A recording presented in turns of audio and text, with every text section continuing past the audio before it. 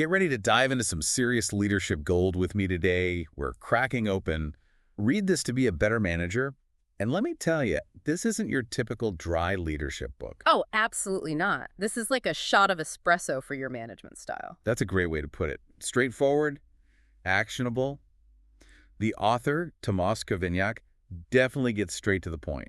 He's got decades of experience to back it up, too. He co-founded Act2 Manage, a whole company dedicated to leadership development. They've been in the trenches, working with leaders at all levels. You can tell, too, from the way he writes. He's not just talking theory. He's talking about real people, real challenges. And that's so important because leadership isn't about managing robots. Exactly. It's about understanding what makes people tick, what motivates them, what makes them want to be part of a team.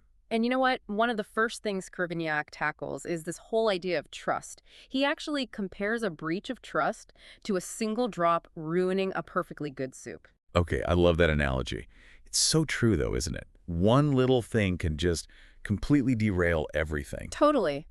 Think about it. One broken promise, one shady deal, and that foundation of trust you've carefully built can just crumble overnight. Rebuilding that trust. Yeah. Way harder than just, not breaking it in the first place. 100%. So, how do we keep the soup from spoiling, so to speak? Does Cservenyák offer any practical advice on building that trust? Oh, he absolutely does. And he gets surprisingly specific about it, like honoring your commitments no matter how small. It's little things, right? Exactly. And respecting people's time, which means no more of those 30-minute meetings that could have been a quick email. The never-ending meeting struggle is real. Tell me about it. But above all, Cservenyák emphasizes the importance of leading by example. You can't demand integrity from your team if you're cutting corners yourself. It's that whole walk the talk thing. Exactly. People can spot a phony a mile away. And that disconnect between what we say and what we actually do, well, that can have a huge impact on how motivated our teams feel. And that's another area where Cservenyák's real-world experience really shines through. He talks about this common trap that a lot of leaders fall into. In his leadership programs, he asks people to rank what they think motivates their team versus what motivates themselves. And the results are fascinating. Oh, I bet. What do they say? Leaders consistently assume their teams are all about that paycheck. The classic hygiene factors. Salary, benefits, that kind of thing. Makes sense. But I'm guessing that's not the whole story. Not even close, because when you actually ask people what motivates them, from the CEO all the way down to the intern, the answer is surprisingly consistent. They want to feel like their work means something. It's about finding that sense of purpose. Absolutely. Meaningful work, opportunities to learn and grow, feeling valued for your contributions. Those are the things that really get people fired up. And it's so easy to lose sight of that when you're caught up in the day-to-day grind, But that's where Cservenyák's next point really resonated with me. He talks about the importance of setting clear, meaningful goals that actually get people excited about their work. Yeah, and not those vague pie-in-the-sky goals that everyone just kind of ignores. Right. Increase productivity by 10%. Okay, but how? Exactly. Cservenyák is a huge fan of the SMART framework. Specific, measurable, attainable, relevant, time-bound. He really breaks down why each of those elements is so important for creating goals that actually drive performance. It's so true, though. I've definitely been in those project meetings where it's like, wait, how are we measuring success here again? Right. And that lack of clarity, it's just so demoralizing. Yeah. When goals are specific and measurable, everyone knows exactly what they're working towards, how they're contributing, and they can actually see their progress. Makes a huge difference. It really does. But Cservenyák doesn't stop there. He takes it a step further, and he talks about the importance of involving your team in the goal-setting process. Because, let's be real, if people feel like they have a say in setting their own goals, they're going to be much more invested in achieving them. 100%. It shifts the whole dynamic. It's not, these are your orders. It's, let's work together to achieve this shared objective. I love that. So we've got clear goals, everyone's on board, what's next? How do you make sure people actually stay motivated and, don't stray from the path? Well, Cservenyák is a big proponent of regular feedback and coaching. Okay, but he's not talking about those dreaded annual performance reviews, is he? The ones where you sit there while your manager reads a laundry list of everything you did wrong in the past year? No. Definitely not those. Those are the worst. Cservenyák advocates for a much more frequent and supportive approach.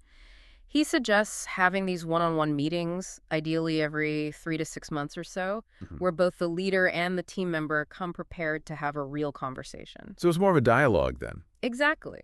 You come armed with specific examples, you talk about what's working, what's not working, and you collaborate on solutions together. I like that a lot. It feels much more constructive, like a team effort. It is. And it gives you a chance to provide that real-time course correction, help people get back on track if they've veered off course a little bit.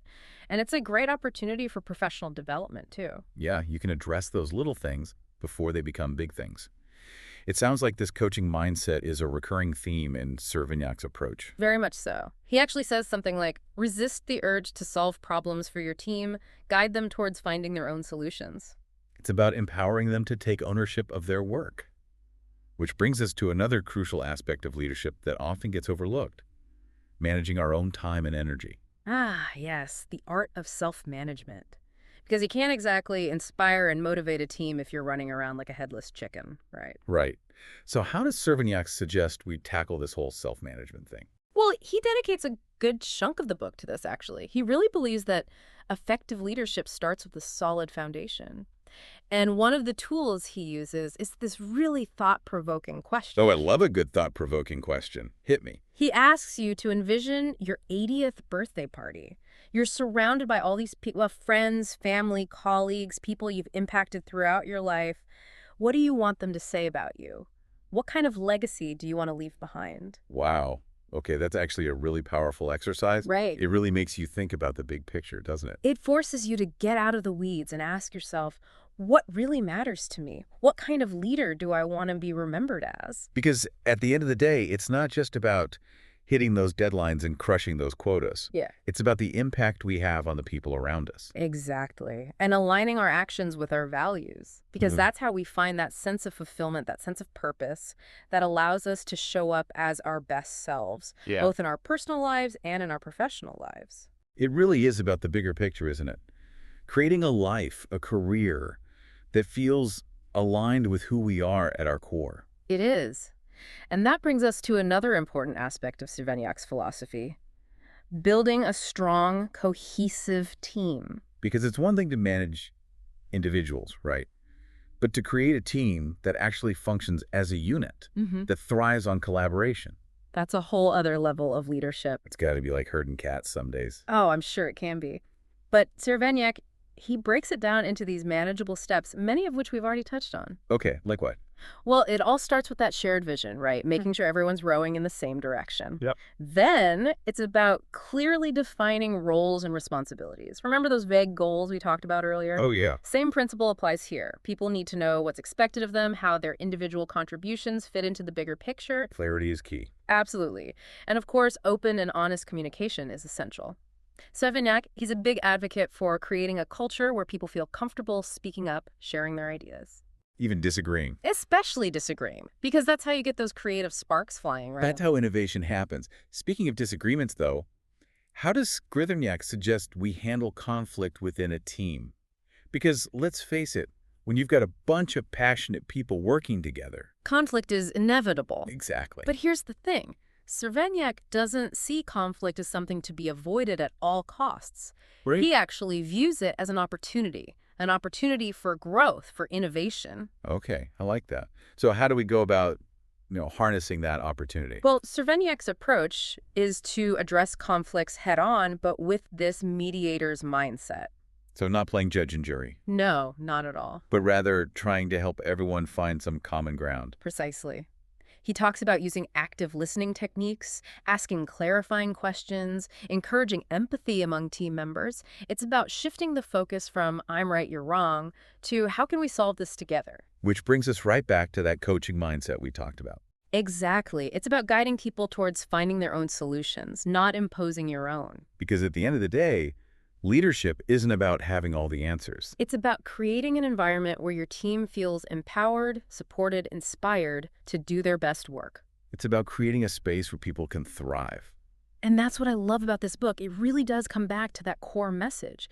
Leadership isn't just about managing tasks. It's about managing people. It's about fostering those human connections, creating a culture of trust and respect. It is. And if we can do that, well, that's how we make a real difference, not just in our own lives, but in the lives of the people we work with. So to wrap things up, If you're looking for a dose of leadership inspiration, read This to Be a Better Manager is definitely worth checking out. It's full of practical advice, thought-provoking questions, and those little nuggets of wisdom that can really make a big impact on the way you lead. Couldn't agree more. And hey, maybe someday, someone will be writing a leadership book based on your amazing journey. From your lips to the universe's ears. Right. Exactly. That's all the time we have for today's deep dive, but be sure to tune in next time for more insights and inspiration to help you unlock your leadership potential. Until then, keep learning, keep growing, and keep leading with heart.